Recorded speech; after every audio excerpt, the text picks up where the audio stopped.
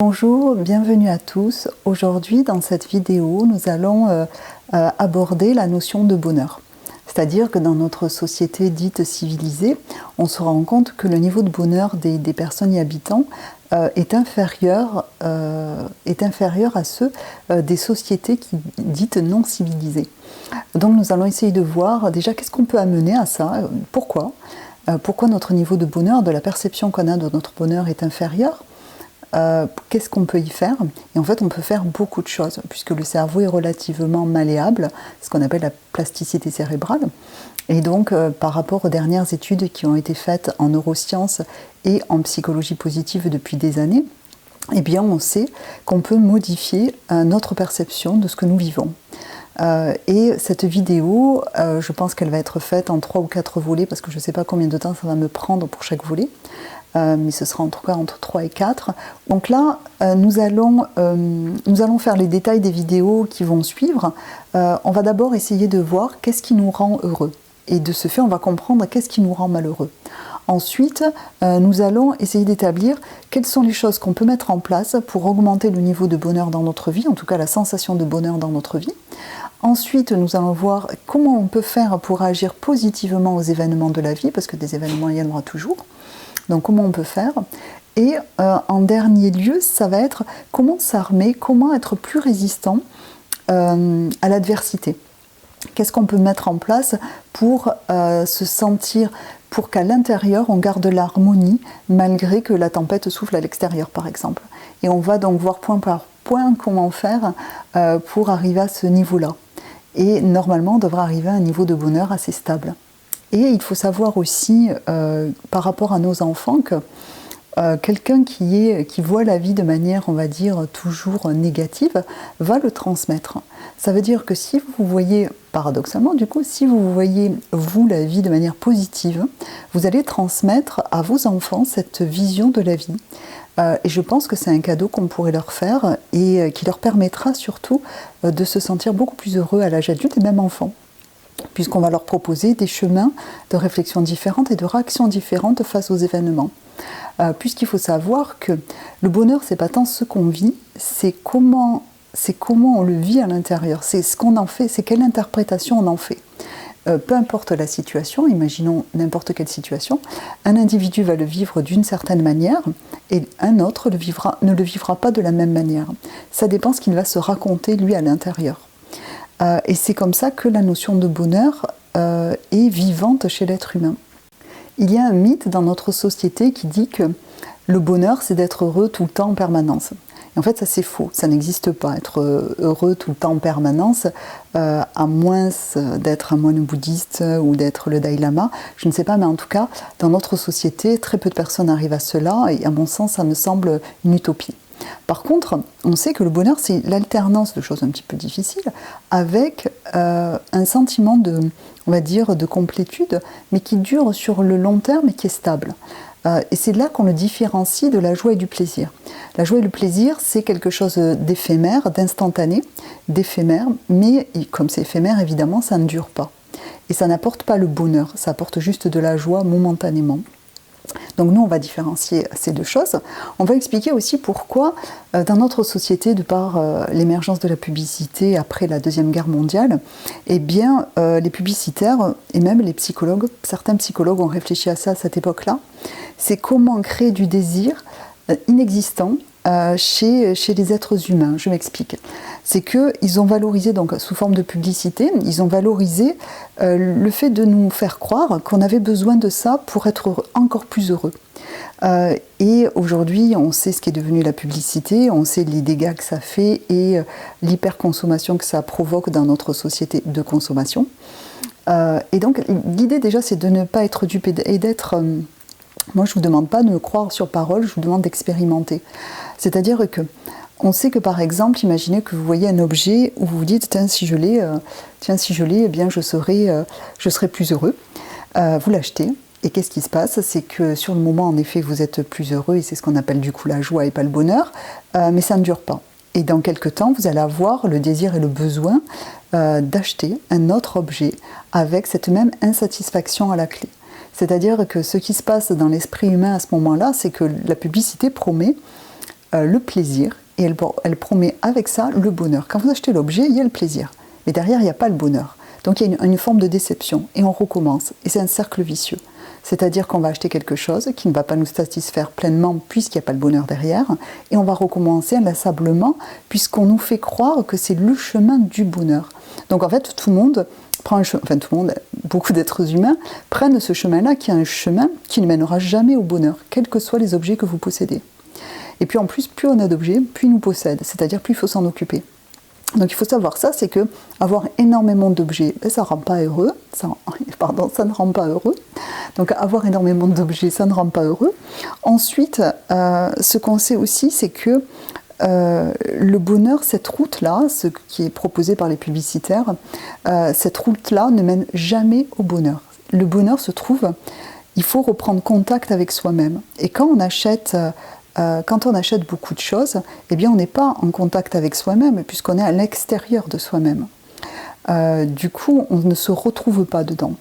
Ce qui serait intéressant, justement, c'est que vous vous mesuriez là en termes de bonheur, c'est-à-dire que vous vous posez 2 minutes, vous vous dites, voilà, moi, combien je me sens heureux aujourd'hui dans ma vie, sur une échelle de 10, 0 étant très malheureux, 10 étant très heureux. Donc de mesurer votre bonheur aujourd'hui, et puis à la fin de ces vidéos, si vous décidez d'appliquer ce que je vous propose, c'est de mesurer après votre bonheur. Et vous allez voir qu'il y a une incidence. Et elle n'est pas, on va dire, de l'ordre de 5%, mais plutôt de 40%. Voilà ce qu'on sait aujourd'hui. Et nous allons commencer donc par mesurer comment on se sent, c'est-à-dire notre bonheur, à combien on le mettrait aujourd'hui. Et ensuite, comment on se sent par rapport aux autres. Alors je sais que je dis souvent qu'il ne faut pas se comparer parce que c'est le meilleur moyen de s'annuler, mais c'est comment on sent notre bonheur par rapport aux autres. Et ça va nous aider dans l'étude. Donc je vous conseille de faire ce test d'abord, de le noter sur un papier avec la date. Et ensuite, dans quelques semaines, vous reprendrez, on va dire, ces notes et vous vous mesurerez à nouveau. Et nous verrons s'il y a une différence ou pas. Vous pouvez me l'écrire dans... on va dire soit sur Facebook Pro, comme vous faites en général, soit en dessous de la chaîne. Donc avant de poursuivre, il serait intéressant aussi de dire qu'est-ce que ça apporte en plus d'être heureux, quand on connaît le bonheur justement, peu importe ce qui se passe dans votre vie, où vous gardez à l'intérieur de soi, où vous gardez à l'intérieur de vous-même plutôt, une partie qui reste harmonieuse. C'est-à-dire que quoi qu'il arrive, il n'y a pas trop de choses qui bougent à l'intérieur, ça bouge à l'extérieur mais pas à l'intérieur. Donc qu'est-ce que ça apporte en plus d'être heureux? Ce qu'on sait des dernières études, donc je me base sur des études sur les neurosciences et la psychologie positive, parce qu'il y a énormément d'études qui ont été faites, et ce que j'aime bien avec les études qui ont été faites aux États-Unis, et pardonnez-moi, et bien sûr les études qui sont faites en France sont tout aussi sérieuses, mais elles sont sur beaucoup moins de personnes en fait. C'est-à-dire qu'en France, on va tester, on va dire 100 personnes pour les études, aux États-Unis, on est plutôt sur 100 000, et de ce fait, ça montre un peu plus de choses. Les études dont je parle ont été avalisées par des études scientifiques qui ont été faites notamment aux États-Unis, une partie en France aussi, donc je mettrai tout en barre de tâches à la fin de cette vidéo. Ce que nous savons donc, c'est que le bonheur n'amène pas que le bonheur en soi, il amène aussi une modification de la biochimie cérébrale et même organique. C'est-à-dire qu'on sait que les gens qui sont heureux, leur niveau de défense immunitaire est supérieur à une autre personne qui, elle, ne le serait pas. Ce qu'on sait aussi, c'est qu'elles tombent moins souvent malades, que leurs maladies en général sont moins graves et qu'elles ont une espérance de vie supérieure aux personnes qui se disent, elles, malheureuses. On sait aussi que les personnes qui se sentent heureuses divorcent moins que les autres, se marient plus facilement, ont plus d'amis, sont plus appréciées des autres, ont une meilleure image d'eux-mêmes, sont plus en confiance en l'avenir et en eux. C'est aussi que ce sont des personnes qui ont plus de facilité à diriger, avec plus de souplesse et plus de bienveillance. On sait aussi que les personnes qui se sentent plus heureuses gagnent plus d'argent que les autres. Ça, on l'expliquera tout à l'heure pourquoi, mais voilà ce qui a été pour l'instant prouvé. Dans la vidéo, donc, je vais vous parler, je vais m'appuyer sur les neurosciences, mais aussi sur la psychologie positive. Et je voulais vous expliquer ce que c'est comparativement à la psychanalyse. Donc Freud a conceptualisé la psychanalyse en partant en fait des pathologies des êtres humains pour arriver à les guérir. La psychologie positive part plutôt des êtres humains qui sont super heureux. Et ils ont fait énormément d'études sur ce sujet-là. Ils en ont déterminé qu'est-ce que ces personnes avaient en commun pour en fait faire en sorte que leur vie, ils la vivaient plutôt de manière très joyeuse et très heureuse, quel que soit ce qui leur arrivait. Puisque dans cette étude, il y a des gens à qui il est arrivé des choses catastrophiques, mais qui gardaient quand même le cap et qui gardaient l'harmonie à l'intérieur d'eux-mêmes. Et donc, c'est pour ça que ça s'appelle la psychologie positive d'ailleurs. Et c'est sur ces études-là que j'ai appuyé, on va dire, ce que je vais vous dire dans cette vidéo. Donc nous allons repartir sur la pyramide de Maslow. Je voulais vous en toucher un petit mot pour qu'on comprenne bien en fait. Il y a une phrase qui dit, et pardonnez-moi, je ne sais plus de quel auteur, qui dit « On ne peut pas aimer l'art si on a faim ». Donc ça explique bien la pyramide de Maslow. C'est-à-dire que la pyramide de Maslow dit que donc il y a 5 zones sur la pyramide de Maslow. La première étant, il ne faut pas avoir faim, ni soif, ni froid, et il faut avoir un toit au-dessus de sa tête. Pour se sentir déjà, pour pouvoir, on va dire, ressentir un sentiment d'apaisement et de bonheur chez l'être humain. Malgré que, il y ait des êtres humains, notamment je pense à un moine bouddhiste, et je crois, et là, pardonnez-moi encore aujourd'hui, je n'ai pas les références, je crois que c'est dans La vie et la mort des Tibétains, que j'ai trouvé cette expérience-là. Donc l'histoire, c'est un moine tibétain, donc pendant la guerre qui est encore d'ailleurs d'actualité, la Chine a envahi le Tibet, et de ce fait, cet homme qui était un moine tibétain a été enfermé, fait prisonnier. Il était enfermé dans une cellule qui devait faire même pas, on va dire, 70 cm de haut, donc il ne pouvait pas se tenir debout. Il voyait à peine la lumière du jour, et on lui donnait, on le nourrissait avec de la nourriture avariée, et pourtant cet homme disait que c'était un moine bouddhiste, on remet les choses dans leur place. Cet homme disait en fait qu'il avait réussi quand même à être heureux dans cette petite cellule. Donc lui, c'est le contre-exemple de la pyramide de Maslow.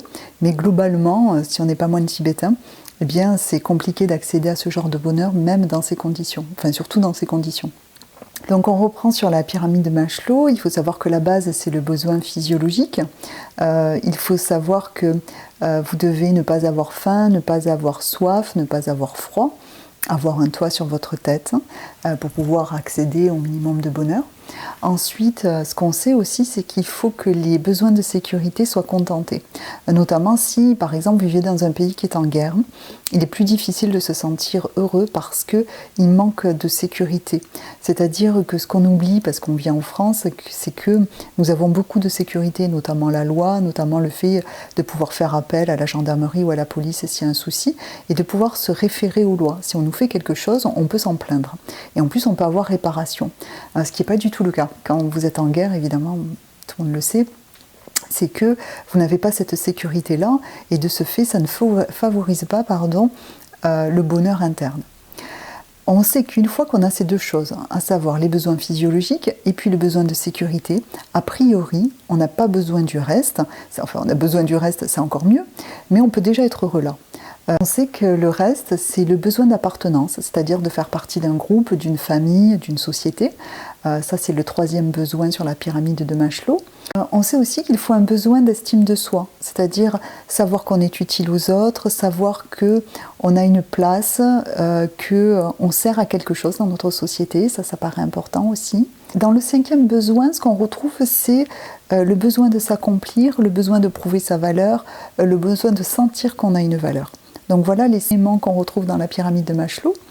Nous, on va travailler petit à petit, c'est-à-dire que déjà ce que je vais vous proposer de faire, c'est, comme on l'avait dit tout à l'heure, de noter votre degré de bonheur.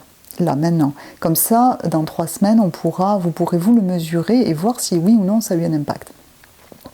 On sait que aujourd'hui, grâce à la plasticité cérébrale par rapport aux IRMF, on a pu notamment découvrir que les personnes qui pratiquent le yoga, la cohérence cardiaque ou la méditation sont moins sensibles au stress. Ils gèrent beaucoup mieux, on va dire, les petits problèmes qu'ils rencontrent dans la vie, même les gros problèmes.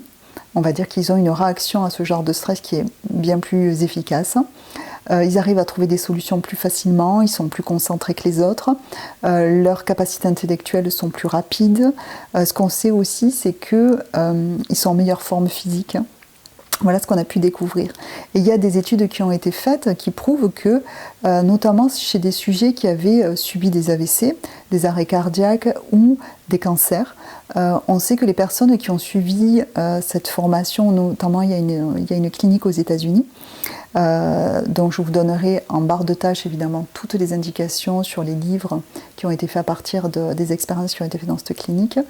Eh bien on sait que ces personnes-là diminuent nettement leur stress puisqu'on a fait des prises de sang pour le vérifier et on a regardé leur plasticité cérébrale et ça c'était, il y avait eu une amélioration, c'est-à-dire que leur niveau de stress avait diminué, qu'ils réagissaient mieux aux problématiques et qu'ils ne récidivaient pas dans les problématiques médicales pour lesquelles ils avaient consulté. Donc ça c'est plutôt pas mal. Ce qu'on sait aussi c'est que ça marche bien si on le pratique tous les jours. Puisque les expériences qu'ils ont menées c'était de faire de la méditation au quotidien. Alors souvent les gens sont déjà la méditation, qu'est-ce que c'est? La plupart du temps on ne sait pas trop. Ils me disent mais ça fonctionne pas, ça marche pas, moi j'y arrive pas. Et bien en fait c'est pas d'y arriver, c'est de le faire. C'est-à-dire que on sait que pour devenir un méditant, il faut arriver à ce qu'à la fin ou pendant la méditation, on puisse faire le vide. Sauf que ça n'arrive pas comme ça, il faut s'entraîner pour y arriver. Et c'est l'entraînement déjà qui modifie la plasticité cérébrale. C'est-à-dire que la méditation, c'est quoi? C'est de s'asseoir dans un endroit tranquille, d'essayer de porter son attention sur sa respiration ventrale. Et là, ce qui va se passer, c'est que vous allez avoir à peu près 1000 idées qui vont venir. Et ça va être de ramener, chaque fois qu'une idée vous emporte, de la ramener au centre de votre respiration. On ne ramène pas l'idée, on ramène la concentration au centre de la respiration. Et méditer, c'est ça. C'est pas y arriver, c'est l'exercice de faire le fait de ramener chaque fois la concentration au centre. Alors, il faut savoir aussi qu'on n'y arrive pas arriver à faire le vide dans son esprit. Moi, dans ma carrière, je crois que j'ai eu que 2 ou 3 personnes qui sont arrivées très rapidement. Pour les autres, et c'est la majorité, il faut de la patience et on sait que ça prend du temps, ça peut prendre plusieurs années, plusieurs mois, mais c'est même pas important, puisqu'en fait ce qui est important c'est l'entraînement. Et rien que cet entraînement favorise quelque chose dans le cerveau.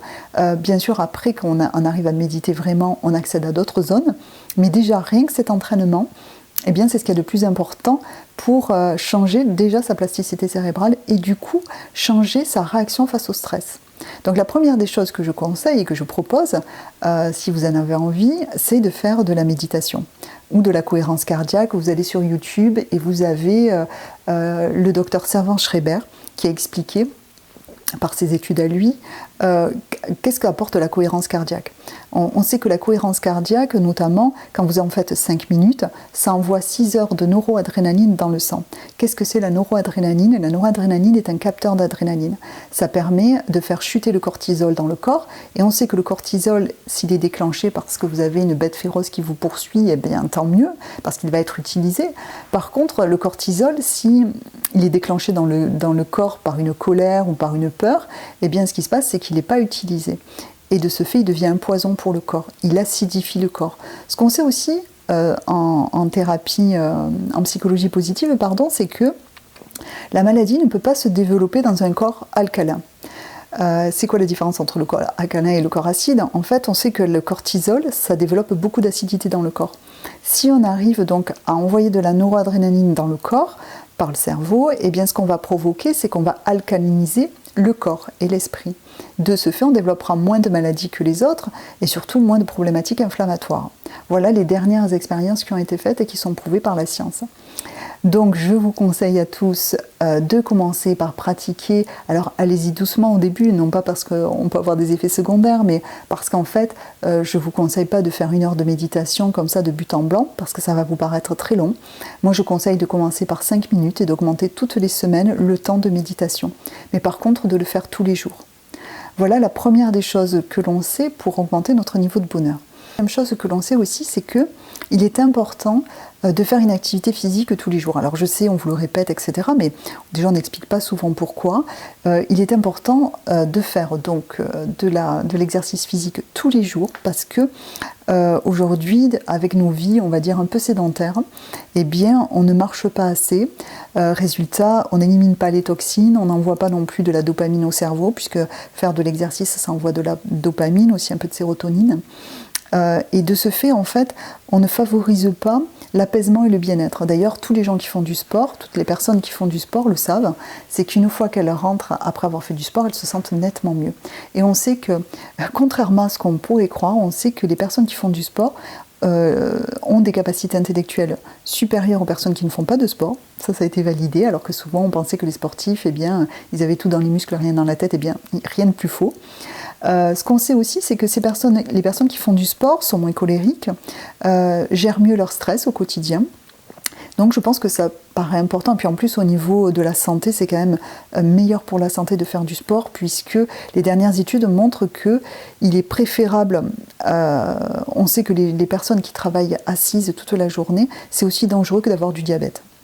Donc il est quand même préférable de faire du sport pour les personnes qui ne peuvent pas faire autrement. Parfois aussi, si c'est possible, c'est de vous tenir un petit peu debout quand vous devez être normalement à votre bureau, c'est de faire l'activité, mais un petit peu debout si c'est possible. Bien sûr, si vous devez écrire, c'est pas possible, mais si vous pouvez téléphoner debout par exemple, etc., il est préférable de rester debout le plus longtemps possible dans la journée. L'idéal, c'est quand même de marcher pour envoyer un peu l'afflux de sang au cerveau et au cœur. Ça, c'est la deuxième chose. Voilà, c'est la fin donc de la première vidéo sur le sujet du bonheur. Les prochaines vidéos porteront donc sur qu'est-ce qu'on peut mettre en place concrètement dans le réel pour améliorer notre sentiment de bonheur. Ensuite, les exercices qu'on peut faire soi-même, comment s'entraîner, comment entraîner notre cerveau à changer de perception. Et la dernière des choses, c'est comment être plus résistant à l'adversité de la vie par rapport à ce qui vous arrive. Parfois, malheureusement, certains prennent plusieurs vagues en même temps. Et c'est comment se relever quand on a pris plusieurs vagues ou qu'on n'en a pris qu'une seule, comment faire. Et c'est pour garder tout le temps, on va dire, l'harmonie à l'intérieur de soi. J'espère que cette vidéo en tout cas, aura pu vous aider. Je vous dis à bientôt.